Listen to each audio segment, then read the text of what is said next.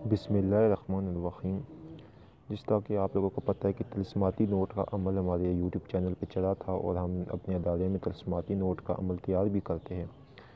तो ये अभी एक मतलब काफ़ी दोस्तों के जो ऑर्डर बुक हुए थे हमें हदीयतन तौर के ऊपर तिलिस्माती नोट तैयार करके दे, अभी हम वो नोट तैयार कर रहे हैं।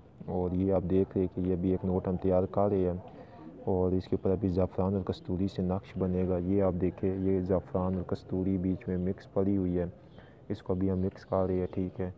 और इसके बीच में ज़ाफ़रान और कस्तूरी इसमें मुख्तलिफ इसमें पढ़ाई करके इसको बड़ी तरतीब से तैयार करके इस तिलिस्माती नोट के ऊपर हम एक नक्श बनाएंगे और इस नोट के ऊपर फिर पढ़ाई होगी और उसके बाद मुख्तलिफ नोटों पर पढ़ाई होने के बाद ये एक पुरतासीर और बहुत ही मतलब ऐसा तिलिस्माती नोट तैयार होगा जो कि आप लोगों की अक्ल से दंग है, ठीक है।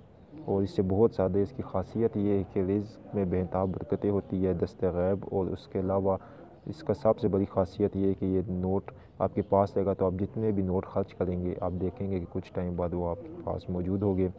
तो ये आप लोग हदीयतन तौर के ऊपर अदारे से मंगवा सकते हैं, ठीक है। और इससे आप मुस्तफ़ीज़ हो सकते हैं। शुक्रिया।